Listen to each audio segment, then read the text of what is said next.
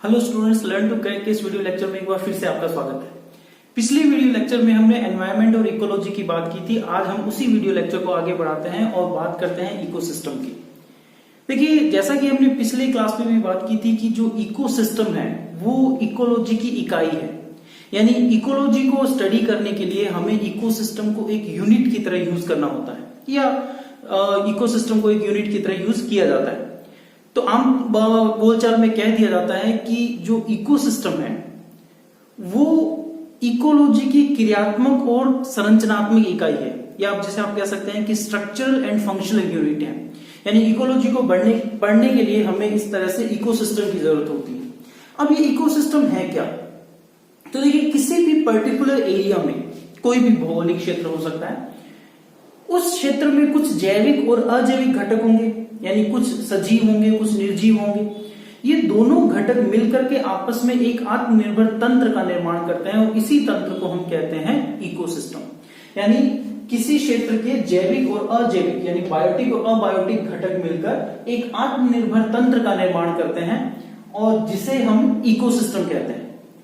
आत्मनिर्भर होने का मतलब क्या, इसको हम समझते हैं। देखिए, जैसे हम भारत का एक तरह से एग्जाम्पल दें तो भारत में अलग अलग एरिया की भौगोलिक परिस्थिति अलग अलग है। जैसे मान लीजिए राजस्थान का इलाका है तो यहाँ पर जो है रेगिस्तान आपको मिलेगा। इसी तरह से मान लीजिए उत्तर में जो है वो पर्वत श्रृंखला है। इसी तरह से मध्य भारत के जंगलों में इस प्रकार से जो है वन मिलेंगे। इसी तरह से जो कोस्टल एरियाज है, तटीय क्षेत्र है, वहां कुछ अलग भौगोलिक परिस्थितियां मिलेंगी। तो ये सभी क्षेत्र अपने अलग अलग रूप में जो है एक दूसरे से स्वतंत्र है। यानी रेगिस्तान में जो जीव जंतु और वनस्पति मिलेगी वो पर्वतीय जीव जंतु और वनस्पति से अलग होगी। इसी तरह से तटीय क्षेत्र की वनस्पति और जीव जंतु जो है वो अन्य क्षेत्रों से अलग होगी। तो ये सब मिलकर के एक आत्मनिर्भर तंत्र बनाते हैं जो अपने एरिया में ही इस प्रकार से खनिज और ऊर्जा का जो आदान प्रदान है वो करते रहते हैं। इसीलिए इकोसिस्टम को एक आत्मनिर्भर तंत्र कहा जाता है।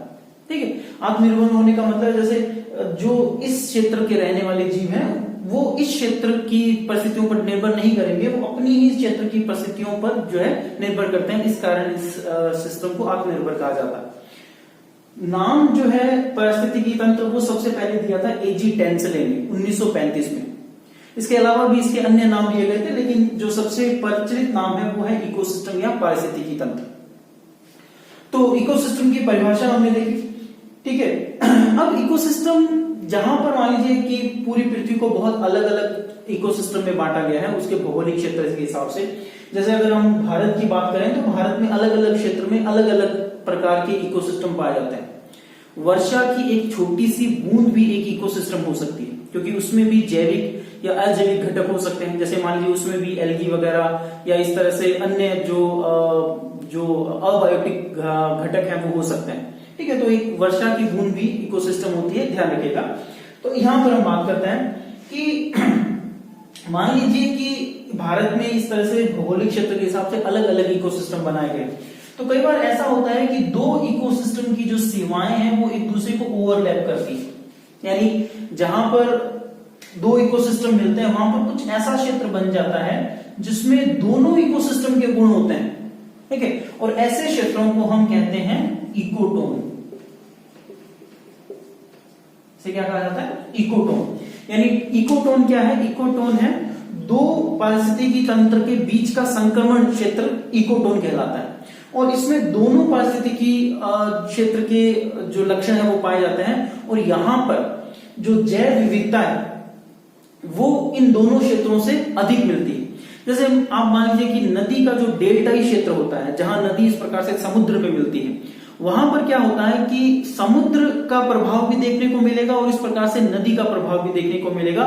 तो ऐसे क्षेत्र कई बार जो है इस प्रकार से इकोटोन में बदल जाते हैं। तो इकोटोन एक महत्वपूर्ण शब्द है जहां पर दो पारिस्थितिकी तंत्र मिलते हैं वो या दो पारिस्थितिकी तंत्र के बीच का संक्रमणशील जो क्षेत्र है वो इकोटोन कहलाता है। अब पारिस्थितिकी तंत्र में जैविक और अजैविक घटक होते हैं। आगे हम बात करते हैं कि जैविक और अजैविक घटक क्या होता है। तो देखिए, एक पारिस्थितिकी तंत्र में जो जीवों के अलग अलग प्रकार है उसे हम कहते हैं जैव विविधता या बायोडाइवर्सिटी। यानी कितने अलग अलग प्रकार के जीव मिलते हैं, संख्या नहीं। जैसे एक ही जीव की अगर बहुत सारी संख्या है तो वो बायोडायवर्सिटी नहीं है, अलग अलग प्रकार के। जैसे मान लीजिए कि एक वन क्षेत्र में हिरन भी होंगे, शेर भी होंगे, खरगोश, भेड़िए, भालू वगैरह जितने भी दूसरे जानवर हैं, तो ये कितने अलग अलग प्रकार के जानवर होंगे या कितने अलग अलग प्रकार की वनस्पति होगी, ये सब कहलाएगा जैव विविधता या बायोडायवर्सिटी। तो अब हम देखते हैं कि पारिस्थितिकी तंत्र के इन घटकों में किन किन जो तत्वों को शामिल किया जाता है। देखिए अब हम बात करते हैं कि पारिस्थितिकी तंत्र के घटक क्या होते हैं। तो देखिए पारिस्थितिकी तंत्र के घटकों को हम जैविक और अजैविक दो भागों में बांट सकते हैं। कई जगह पर यहाँ पर एक तीसरा घटक जो है वो ऊर्जा भी लिखा जाता है, लेकिन ज्यादातर जो वैज्ञानिक है वो ऊर्जा को इस भौतिक घटकों में शामिल कर लेते हैं। आप चाहें तो उसको एक अलग घटक के रूप में भी पढ़ सकते हैं, लेकिन मुख्यतः दो घटक हैं। जैसे एक है बायोटिक यानी जो सजीव है, और सजीव को भी फिर हम या जैविक घटकों को भी हम फिर से तीन भागों में बांटते हैं। जैसे एक है उत्पादक, जो कि इस प्रकार से पारिस्थितिकी तंत्र में अपना भोजन स्वयं बनाते हैं, और इसमें शामिल है हरे पौधे जो कि सूर्य के प्रकाश से प्रकाश संश्लेषण की क्रिया के द्वारा अपना भोजन स्वयं बनाते हैं, और इस बनाए गए भोजन पर ही अन्य जो जंतु है वो निर्भर करते हैं। इसके बाद है उपभोक्ता, यानी पारिस्थितिकी तंत्र के वो घटक जो कि उत्पादकों पर निर्भर करते हैं, और इसमें हम प्राथमिक, द्वितीयक, तृतीयक और उच्च मांसाहारी को लेते हैं। उसके बाद आते हैं अपघटक यानी सूक्ष्म जीव जो कवक, शैवाल, बैक्टीरिया आदि हैं, जो कि इस प्रकार से इन हरे पौधे या इन जो जैविक घटकों का विघटन करते हैं, उनको इस प्रकार से अपघटित करते हैं, इसलिए इनको अपघटक कहा जाता है। उसके बाद में जो अजैविक घटक है उसमें हम कार्बनिक जो घटक है यानी कार्बन और उसके जो कंपाउंड्स हैं, जैसे बहुत प्रकार की जो शर्करा वगैरह है, या इस तरह से जैसे ग्लूकोज, फ्रक्टोज, इस तरह के दूसरे जो कार्बोहाइड्रेट्स हैं, वो सब इस प्रकार से कार्बनिक पदार्थ या प्रोटीन वगैरह सब जो है वो कार्बनिक घटकों में शामिल है। इसी तरह से जो इनऑर्गेनिक या अकार्बनिक घटक है, जिसमें विभिन्न प्रकार की जो गैसें हैं, खनिज लवण है, वो सब जो है वो अकार्बनिक घटकों का पार्ट है। और इसी में आता है भौतिक घटक या फिजिकल जो कंपोनेंट है, जिसमें ऊर्जा, सूर्य का प्रकाश, ताप, जल, वायु वगैरह सारे जो घटक है वो इसमें शामिल होते हैं। अब नेक्स्ट पॉइंट आता है टाइप्स ऑफ इकोसिस्टम या पारिस्थितिकी तंत्र कितने प्रकार के होते हैं। तो देखिए प्रकृति में किस प्रकार के पारिस्थितिकी तंत्र मिलते हैं, इसके आधार पर इसे हम दो मुख्य भागों में बांट सकते हैं। यानी एक जिसे हम प्राकृतिक पारिस्थितिकी तंत्र या नेचुरल इकोसिस्टम कहते हैं, जिसमें मानव का कोई हस्तक्षेप नहीं है, वो प्रकृति द्वारा स्वतः विकसित हुए हैं। इसी तरह से दूसरे प्रकार के जो इकोसिस्टम है उन्हें हम मैन मेड या कृत्रिम इकोसिस्टम कहते हैं, जो कि मानव द्वारा बनाए गए। तो प्राकृतिक इकोसिस्टम को फिर से हम जो है वो दो भागों में बांटते हैं, एक है स्थलीय या टेरेस्ट्रियल और दूसरा है जलीय या इकोसिस्टम। यानी ये जल पर बने हैं या स्थल पर बने हैं, इस आधार पर इन्हें हम दो भागों में बांटते हैं। अगर वो स्थल पर बने हैं तो स्थलीय पारिस्थितिकी तंत्र, और अगर जल में बने हैं तो जलीय पारिस्थितिकी तंत्र। अब स्थलीय पारिस्थितिकी तंत्र में या तो वो वन क्षेत्र हो सकते हैं यानी फॉरेस्ट इकोसिस्टम, या फिर घास के मैदान या घास इकोसिस्टम, या जिसे ग्रासलैंड इकोसिस्टम भी कहते हैं, हो सकते हैं। ठीक है, इसी तरह से जो डेजर्ट इकोसिस्टम है या जो मरुस्थलीय इकोसिस्टम है वो भी एक प्रकार से स्थलीय इकोसिस्टम का ही भाग है। अब इसके एग्जांपल आप चाहें तो जैसे वनीय जो इकोसिस्टम है उसमें आप जो टैगा वगैरह के वन को ले सकते हैं, या जो ट्रॉपिकल रेन फॉरेस्ट है, उष्णकटिबंधीय वर्षा वन है। इसी तरह से घास के मैदान को स्टेपीज, प्रेरीज वगैरह जितने भी घास स्थल हैं प्रकृति में, वो सब इस प्रकार से एग्जाम्पल हो जाएगा ग्रासलैंड इकोसिस्टम का। इसी तरह से डेजर्ट इकोसिस्टम या थार या इस तरह से सहारा या जितने दूसरे भी जो प्राकृतिक रूप से पाए जाने वाले डेजर्ट हैं उनके एग्जाम्पल ले सकते हैं। उसके बाद हम बात करें एक्विटिक इकोसिस्टम की या जलीय इकोसिस्टम की, यानी जल में जो इकोसिस्टम बने हुए हैं वो कितने प्रकार के। तो देखिए पृथ्वी पर जल जो है वो दो भागों में विभाजित किया जा सकता है। एक जो स्वच्छ जल है यानी अलवणीय जल है, जिसमें सॉल्ट की मात्रा बहुत कम है, ठीक है, या जिसे कई बार हम कहते हैं कि वो पीने के लिए प्रयोग किया जा सकता है, हालांकि उसका सारा पार्ट तो नहीं, लेकिन ऐसा जल जो कि इस प्रकार से स्वच्छ जल है, लवण जिसमें बहुत ज्यादा नहीं है, या इसे हम अलवणीय जल भी कह देते हैं। और दूसरा है लवणीय जल, यानी जो मैराइन वाटर है या जो इस तरह से महासागर, समुद्र वगैरह है, वो सब लवणीय जल है। तो लवणीय जल में आप एग्जांपल ले सकते हैं महासागरीय जो इकोसिस्टम है, ठीक है, उनका। अब स्वच्छ जल जो है वो फिर से दो प्रकार का है, या तो जल जो है वो एक जगह स्थिर है, या जल जो है वो बहते हुए कंडीशन में है। तो अगर वो स्थिर है तो उसे हम कहते हैं लैंटिक, यानी जो लेटा हुआ है, स्थिर है।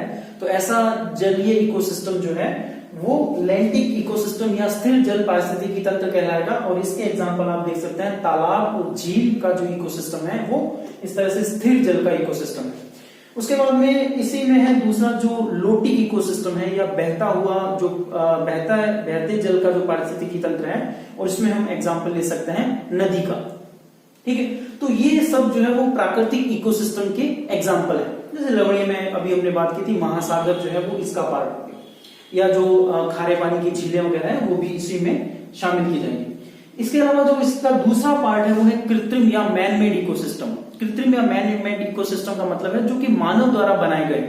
इसमें हम कृषि भूमि या कृषि क्षेत्र को ले सकते हैं। इसी तरह से कोई उद्यान वगैरह हो सकते हैं जो कि मानव द्वारा बनाए गए हैं। इसी तरह से एक्वेरियम वगैरह जो होते हैं जो कि मानव निर्मित होते हैं, वो भी इस प्रकार से मानव निर्मित या कृत्रिम पारिस्थितिकी तंत्र के भाग हैं। तो इस प्रकार से हम पारिस्थितिकी तंत्र को विभिन्न प्रकारों में बांट सकते हैं। लेक्चर के शुरू में हमने बात की थी कि जो इकोसिस्टम है वो इकोलॉजी की एक फंक्शनल यूनिट है, यानी क्रियात्मक इकाई। संरचनात्मक तो हमने देखी कि किस तरह से घटक मिलकर के एक इकोसिस्टम का निर्माण करते हैं, लेकिन इसमें क्रियात्मक जो स्वरूप है या जो फंक्शनल जो प्रोसेस है वो किस तरह से होती है। तो देखिए, इकोसिस्टम में दो तरह की क्रियाएं होती है। एक तो होता है कि इसमें ऊर्जा का प्रवाह होता है, और दूसरा इसमें पोषक तत्वों का भी प्रवाह होता है। तो अगर हम इसके क्रियात्मक स्वरूप की बात करें तो इसमें ऊर्जा और पोषक तत्वों का प्रवाह शामिल है। ऊर्जा का जो प्रवाह है वो रेखीय होता है, यानी वो एक दिशा में होगा। वो इस प्रकार से एक चक्र के रूप में नहीं होगा, यानी एक सीधी लाइन के रूप में होगा। एक समय के बाद में ऊर्जा जो है वो घटती जाती है। लेकिन जो पोषक तत्वों का प्रवाह है वो साइक्लिक होता है, चक्रीय होता है, यानी जहां से पोषक तत्व शुरू हुए वहां पर वो वापस आ जाता है। लेकिन ऊर्जा के साथ में ऐसा नहीं होता।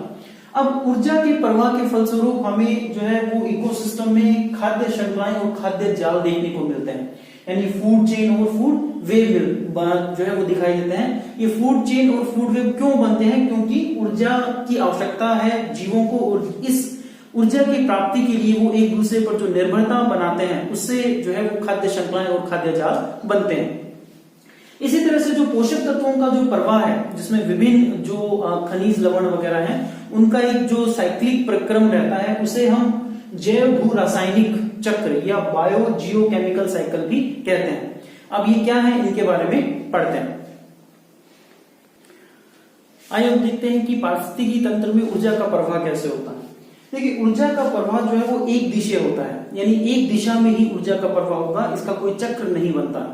दूसरा, ऊर्जा का एकमात्र जो स्रोत है वो है सौर ऊर्जा या सूर्य की ऊर्जा। तो देखिए, पारिस्थितिकी तंत्र जो है वो इस प्रकार से ऊर्जा पर निर्भर करेगा। प्रकृति का कोई भी तंत्र, चाहे वो सजीव हो निर्जीव हो, बिना ऊर्जा के कार्य नहीं कर सकते, क्योंकि ऊर्जा की परिभाषा ही यही है कि कार्य करने की क्षमता को ऊर्जा कहा जाता है। ठीक है, तो ऊर्जा बहुत जरूरी है, और ये ऊर्जा मिलती है सूर्य से। तो सूर्य की जो ऊर्जा इस प्रकार से पृथ्वी पर पहुंचती है, उसे उत्पादक या जो हरे पौधे हैं वो प्रकाश संश्लेषण की क्रिया के द्वारा जो है भोजन में बदल देते हैं। या आप कहें कि प्रकाश संश्लेषण की क्रिया में हरे पौधे जो हैं वो कार्बन डाइऑक्साइड और जल का प्रयोग करते हुए क्लोरोफिल की सहायता से अपना भोजन बना लेते हैं, जिसे हम इस प्रकार से प्रकाश संश्लेषण की प्रक्रिया कहते हैं। इसी कारण से चूंकि हरे पौधे अपना भोजन स्वयं बना सकते हैं, इसे इन्हें स्वपोषी या ऑटोट्रोफ भी कहा जाता है। अब हरे पौधे इस प्रकार से जो भोजन बनाते हैं उसका कुछ भाग अपने लिए उपयोग करते हैं, और बाकी का जो भाग है, जब कोई प्राथमिक उपभोक्ता या जो शाकाहारी जीव जो कि वनस्पति को खाते हैं, वो जब इस प्रकार से हरे पौधों को खाएंगे तो ये ऊर्जा जो है वो उनके अंदर ट्रांसफर हो जाएगी। इसी तरह से जब इन शाकाहारी जीवों को कोई दूसरे मांसाहारी जीव खाएंगे तो ये ऊर्जा इस तरह से आगे की ओर ट्रांसफर होती रहती है। तो ऊर्जा का ये जो एक तरह से प्रक्रम है वो एक दिशा होगा, यानी हर ऊर्जा स्तर जो है वो इस प्रकार से आगे की ओर बढ़ता हुआ एक रेखीय दिशा में ही बढ़ता है, इसका कोई चक्र नहीं बनता है। देखिए, ऊर्जा के प्रवाह के कुछ नियम यहाँ पर लागू होते हैं। जैसे हम एक तरह से एक तो ऊष्मागति का प्रथम नियम और ऊष्मागति के दूसरे नियम से समझ सकते हैं। तो देखिए, ऊष्मागति का प्रथम नियम क्या है? और ऊष्मागति का दूसरा नियम। देखिए हम उत्पादकों को या जो उत्पादक है वो हरे पौधे हैं, इस तरह से प्राथमिक उपभोक्ता जो है वो शाकाहारी जीव है। लेकिन जब आप कभी ट्रॉफिक लेवल की बात करें, पोषक स्तर की बात करें, तो देखिए पहला पोषक स्तर जो है वो उत्पादक या हरे पौधे हैं। पोषक स्तर से आप सिंपल इस तरह से समझ सकते हैं कि वो कोई भी स्तर जहां पर ऊर्जा या भोजन का उपयोग होता है वो पोषक स्तर कहलाएगा। तो जो पौधे हैं वो सूर्य के प्रकाश का उपयोग करके भोजन जो बना रहे हैं वो किसके लिए बना रहे हैं? खुद के लिए बना रहे हैं। खुद की जो कार्य की है वो खुद के एक तरह से वृद्धि विकास के लिए जो है वो पौधे सूर्य के प्रकाश को इस प्रकार से खाद्य में बदलते हैं। तो पौधे चूंकि इस ऊर्जा का उपयोग करते हैं, इसीलिए पौधे जो है या जो उत्पादक है वो प्रथम पोषक स्तर है। तो प्रथम पोषक स्तर कौन है? ग्रीन पौधे हैं। और पोषक स्तर इसलिए कहते हैं कि वो स्तर जहां पर ऊर्जा और खाद्य का उपयोग होगा वो पोषक स्तर कहलाएगा। इसी तरह से अगला जो पोषक स्तर है वो हो जाएगा प्राथमिक उपभोक्ता या जो शाकाहारी जीव है। तो इस प्रकार से अगर आपसे पूछा जाए कि प्राथमिक पोषक स्तर कौन सा है, तो वो ग्रीन जो प्लांट्स है या इस प्रकार से प्रोड्यूसर्स हैं। और अगर आपसे पूछा जाए कि प्राथमिक उपभोक्ता कौन है, तो वो शाकाहारी जीव है या इस प्रकार से वनस्पति को खाने वाले जो जीव हैं वो इसमें शामिल किए जाएंगे। देखिए अब ऊर्जा का प्रवाह होता जा रहा है, लेकिन ऊर्जा का प्रवाह जो है वो किस रूप में हो या कितनी मात्रा में होगा? तो देखिए पौधे ने ऊर्जा का उपयोग किया या ऊर्जा का इस तरह से भोजन में रूपांतरण किया। तो भोजन में रूपांतरण के बाद में इस ऊर्जा का एक बड़ा भाग पौधे अपनी कार्यकी में अपने जीवन को बनाए रखने के लिए उपयोग कर लेते हैं।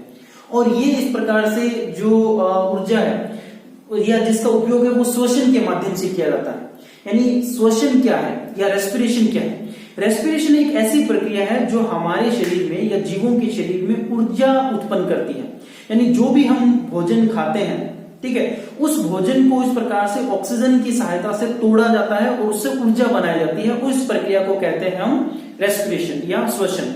और इसी ऊर्जा के द्वारा शरीर की जो जितनी भी कार्य की है या जितने भी फंक्शनल जो एक्टिविटीज हैं वो संपन्न की जाती है। तो पौधे भी इस प्रकार से श्वसन की प्रक्रिया में इस ऊर्जा का कुछ भाग उपयोग कर लेते हैं। और कितना उपयोग करते हैं? तो एक वैज्ञानिक के नाम था लिंडमैन, और उन्होंने इस ऊर्जा की मात्रा के बारे में बताया था।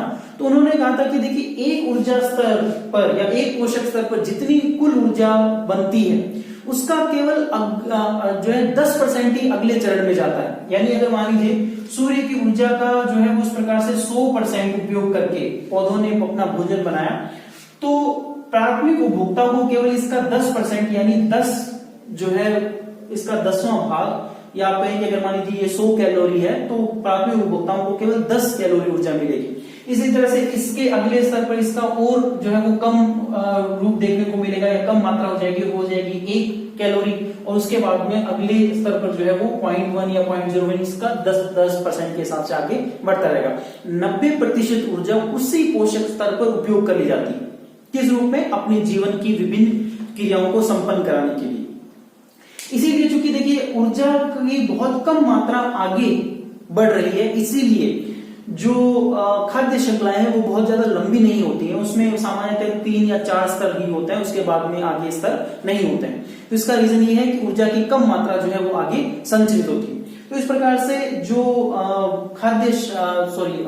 जो इकोसिस्टम है उसमें ऊर्जा का प्रभाव होता है और उसमें इस प्रकार से जो है वो खाद्य श्रृंखलाएं बनती हैं, क्योंकि जीवों को इस प्रकार से अपने जीवन को बनाए रखने के लिए ऊर्जा की आवश्यकता है। और उस ऊर्जा की आवश्यकता के लिए वो इस प्रकार से निर्भर रहते हैं हरे पौधे पर, जिससे एक श्रृंखला का निर्माण होता है जिसे हम खाद्य श्रृंखला कहते हैं।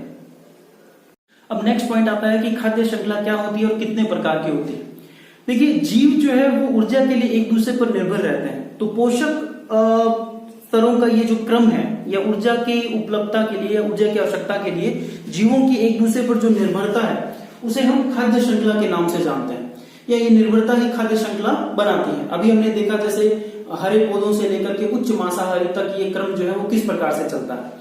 तो खाद्य श्रृंखला जो है वो 2 प्रकार की मुख्यतः पाई जाती है किसी भी पारिस्थितिकी तंत्र में।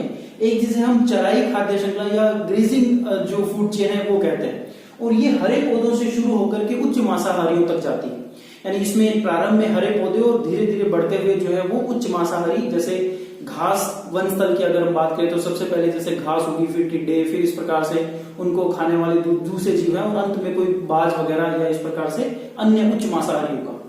दूसरी जिसे हम अपरद खाद्य श्रृंखला या डेट्रिटस फूड चेन कहते हैं, ये जो है वो मृत जैविक पदार्थों से शुरू होती है। यानी पौधे और जंतु जब मर जाते हैं तो उनका अपघटन करने के लिए सूक्ष्म जीव जो है वो पारिस्थितिकी तंत्र में उन मृत पदार्थों पर क्रिया करते हैं। तो ऐसी खाद्य श्रृंखला जो मृत जैविक पदार्थों से प्रारंभ होकर के सूक्ष्म जीवों में जाती है उसे हम अपरद खाद्य श्रृंखला के नाम से जानते हैं। अब देखिए, एक पारिस्थितिकी तंत्र में एक जो खाद्य श्रृंखला है वो हमेशा एक सिंगल स्टैंड या अकेली नहीं पाई जाएगी। किसी भी पारिस्थितिकी तंत्र में अनेक प्रकार की खाद्य श्रृंखलाएं होती है और ये खाद्य श्रृंखलाएं आपस में एक दूसरे को ओवरलैप करती हैं, और इसी के कारण जो है खाद्य जाल बनते हैं।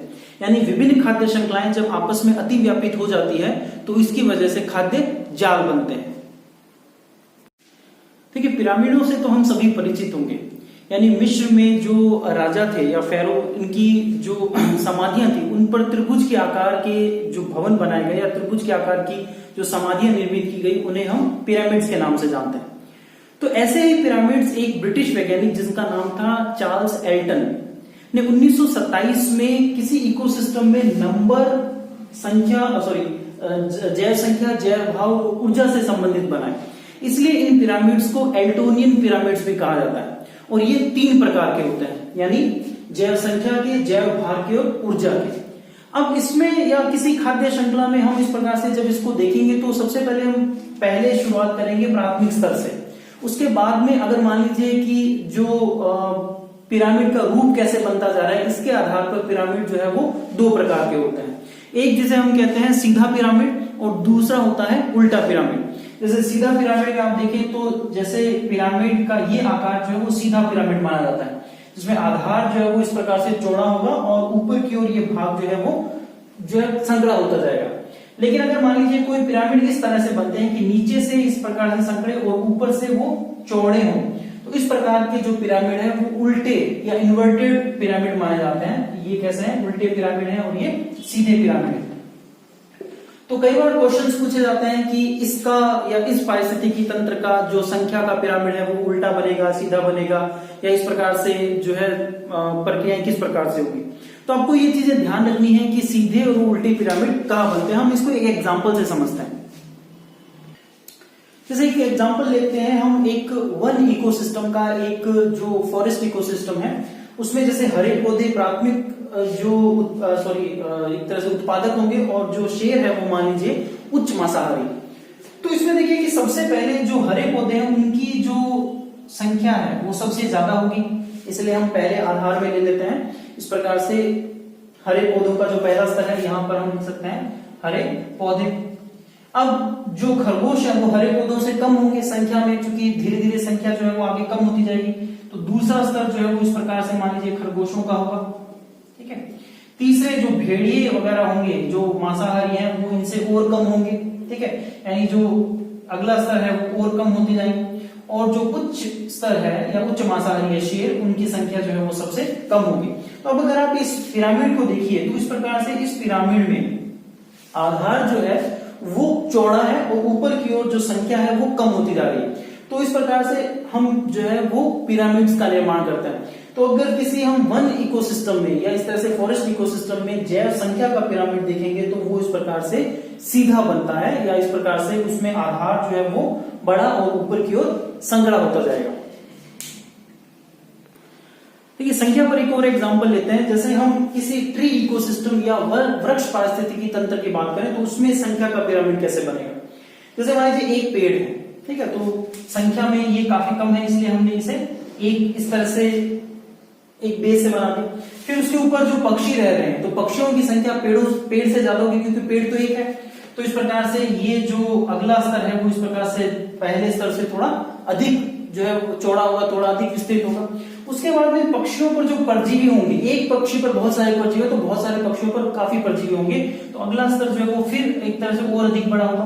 तो इस प्रकार से देखिए अगर जो पिरामिड बनता है वो आधार से संकड़ा है, ऊपर की ओर वो चौड़ा होता जा रहा है, तो पिरामिड की जो शेप है वो इस तरह से आने के कारण इसे हम कहते हैं उल्टा पिरामिड। तो वृक्ष पारिस्थितिकी तंत्र में जो पिरामिड है या इस प्रकार से जो संख्या का पिरामिड है वो उल्टा बनता है। ठीक है, अब हम बात करते हैं जैव भार या बायोमास के पिरामिड्स की। जैसे अगर हम एक एग्जांपल लेते हैं जलीय इकोसिस्टम, तो इसमें सबसे जो प्राथमिक स्तर पर आएंगे वो है शैवाल, जो कि जल की सतह पर इस तरह से तैरते रहते हैं, क्योंकि सूर्य के प्रकाश की आवश्यकता के लिए वो इस प्रकार से सतह पर अधिक पाए जाएंगे। तो इनका जो भार है वो बहुत ज्यादा नहीं होगा, लेकिन चूंकि ऊर्जा की मात्रा अधिक है इसलिए ये इस प्रकार से एक श्रृंखला का निर्माण कर देते हैं। इन शैवालों को खाने के लिए जो कीट होंगे उनका भार शैवालों से थोड़ा ज्यादा होगा।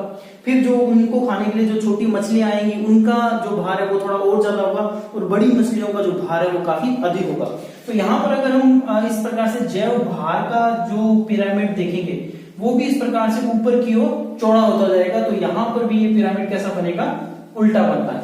ठीक है, तो इस प्रकार से जैव भार में जलीय इकोसिस्टम का जो पिरामिड है वो उल्टा बनता है, इन्वर्टेड बनता है। ऊर्जा के जो पिरामिड है वो हमेशा सीधे बनते हैं, सदैव सीधे। यानी वो अगर हम एनर्जी पिरामिड्स की बात करें तो वो ऑलवेज जो है वो अपराइट बनेंगे और हमेशा सीधे बनेंगे, क्योंकि देखिए एक ऊर्जा स्तर से दूसरे ऊर्जा स्तर तक जो ऊर्जा का प्रवाह होता है वो हमेशा कम ऊर्जा जो है वो स्थानांतरित होगी। जैसे हरे पौधों को सबसे ज्यादा ऊर्जा मिलेगी, उससे ऊपर जो है उस प्रकार से ऊर्जा का जो स्तर है या ऊर्जा की जो मात्रा है वो घटती जाएगी, इसलिए ऊर्जा के पिरामिड हमेशा सीधे बनते हैं। अभी कई बार कंफ्यूजन हो जाता है कि कौन सा पिरामिड सीधा बनेगा और कौन सा पिरामिड जो है वो उल्टा बनेगा। तो वैसे तो आप इकोलॉजी के जो पिरामिड्स हैं उनको थोड़ा समझ गए होंगे। एक याद रखने के लिए बता देता हूं ताकि आपको कभी कंफ्यूजन ना हो। केवल दो ही जो एक तरह से पिरामिड्स आपको याद रखने हैं जो कि उल्टे बनते हैं। ठीक है, बाकी सब सीधे जो है पिरामिड जो है वो सीधे बनेंगे। एक तो जो वृक्ष इकोसिस्टम में मैंने अभी बात की, वृक्ष इकोसिस्टम में संख्या का पिरामिड उल्टा बनता है। ठीक है, और जलीय पारिस्थितिकी तंत्र में जैव भार का पिरामिड उल्टा बनता है, बाकी सब पिरामिड जो है वो सीधे बनते हैं। ठीक है, तो दो एग्जांपल याद रखिएगा उल्टों के लिए, बाकी सब ऊर्जा के पिरामिड तो सदैव सीधे बनते हैं। ठीक है, तो जलीय इकोसिस्टम में या एक्वेटिक इकोसिस्टम में जैव भार का पिरामिड उल्टा बनेगा, और वृक्ष पारिस्थितिकी तंत्र में जैव संख्या का जो पिरामिड है वो उल्टा बनेगा। अन्य जो पिरामिड है वो सीधे बनते हैं।